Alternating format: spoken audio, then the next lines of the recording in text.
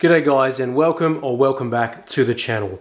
In the most recent video we did a complete long-term review of the Meraki. So if you're after some long-term reviews, go and check that video out first and then come back here for some brewing tips. In that last video I said to you guys that I would show you how to make the perfect espresso on the Meraki. Now most of these tips are going to apply to most machines in general, but it's just easier to do it on this machine. So if you don't have one of these, stay tuned, and by the end of the video you're probably going to want one anyway. And I also mentioned that I've been doing a fun little experiment, so stay tuned for that one. We've got a pretty cool little video coming up. Let's go. So before we dive into making the perfect espresso on the Meraki machine, I do want to explain a couple of little things to help you understand exactly what's going to happen. If need be, grab yourself a pen and paper because we're going to write down a couple of little notes. Oh, you have a pen? Cool. Alright, so what we're going to do guys is the standard basket on the Meraki is an 18 gram basket.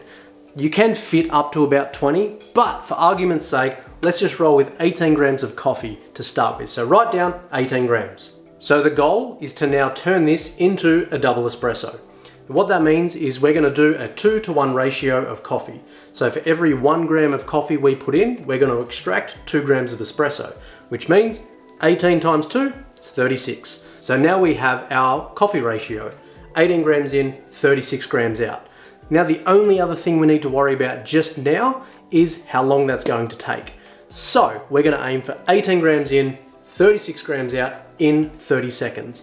Write those three numbers down, go turn the machine on. So now we have a basic espresso recipe. And that means we can now make a coffee and we can replicate this on pretty much any espresso machine. With the Meraki machine, you do have the option to adjust your brew temperature, which just means the temperature of the water hitting the dry coffee. We aren't going to get stuck into those details too much in this video, simply because that's typically more coffee orientated as to what roast type you've got or what you prefer. So play with those things yourself. We're just going to stick to the basic recipe. So now the machine's on. You can stop looking at my face. I'm going to move the camera. Let's go make a coffee. So the roast that we have in here is a medium blend, one of my roasts, available at this website right here, by the way.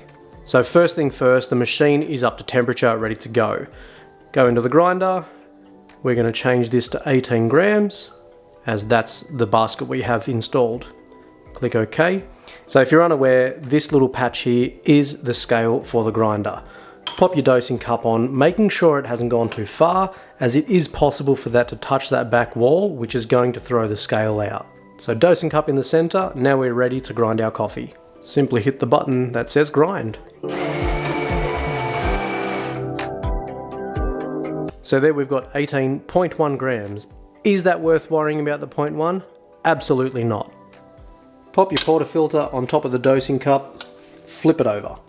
Give it a quick little shake and then pop it onto your tamping station. And I would absolutely recommend you getting yourself a dosing ring and one of these little WD-T tools. It's just a spiky thing. Now this just helps break up all the coffee clumps and slightly distribute the coffee a little bit better. The Meraki does come with its own distribution tool and tamper, but I've changed them to the ones that I prefer. They all work.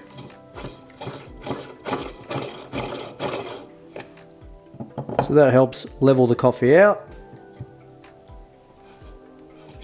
Nice firm tamp.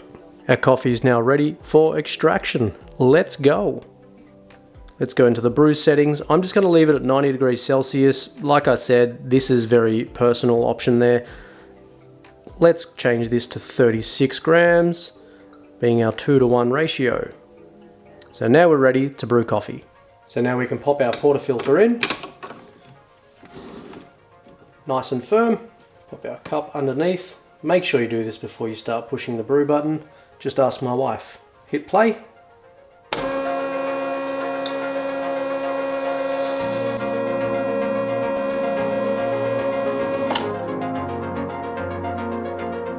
Now as you can see, that was not the recipe.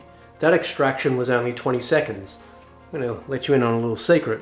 I did that on purpose, to show you how to fix it. The best part about this is all we have to do is adjust the grind setting. The machine is doing the rest for us. So like I said, all we need to do is adjust the grind setting. If you go into grinder, you'll see at the top there is number 18. As we adjust the grinder, that's going to change. So let's try 14. We've obviously gone finer, and all that's going to do is slow the brew time down. So let's make another coffee and see if we're going to hit our recipe goal.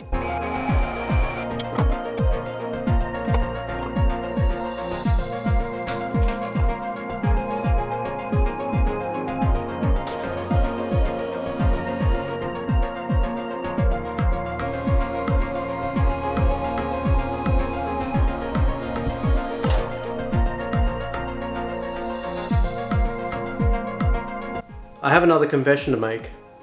I did not expect it to be exactly 30 seconds on the next try.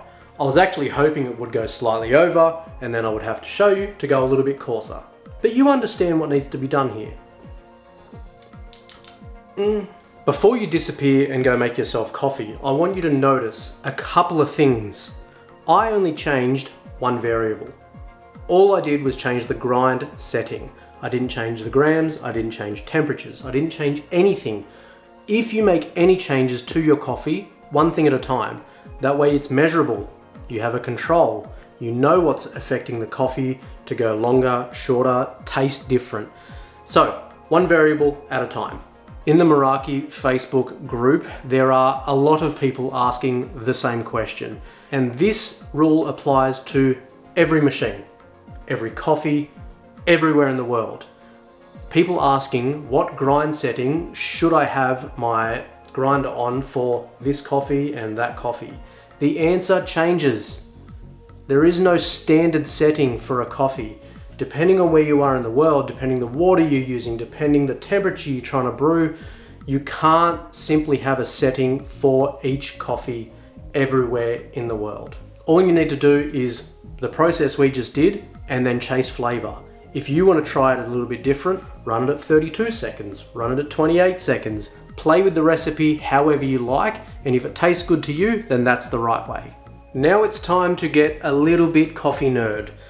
Now, previously I've done a video on the little ice ball that you've seen all over the internet. They're actually from the whiskey industry, and they are designed to do some things to the flavor. What they do, and I'm gonna get nerdy, is they enhance volatile aromatic compounds. There's a few other terms that people use, that's the one I use. But in short, it means retain the aroma. As you pour the coffee and it goes from the espresso into the cup, you lose a bit of that stuff that makes it taste most of the time good. Now it does that because it chills it immediately and it retains all of those flavors and aromas. Fortunately, the Meraki comes with this, and I keep that in the freezer. So what I can do is I can have the machine ready to go, pop that guy in, and it does the same thing. No tools, ready to go. So it's a bit of a nerdy thing, and it's not necessarily going to be noticeable by absolutely everyone drinking coffee, but for me, if I'm drinking something extremely fruity like some African coffees or a really high-end Panamanian, I use that and it definitely does make the coffee taste better to me. The only downside to using this technique is if you only have one of these, you need to clean it, put it back in the freezer, wait for it to cool down again before you can make another coffee and get it to taste exactly the same. It might seem like a silly little idea, but it's a bit of fun. Try it for yourself if you've got this machine and see if you can notice any difference. But the important thing is you now know how to make a perfect coffee on the Meraki espresso machine using a very simple 2-to-1 ratio. Keep in mind, you can do whatever you want with this recipe.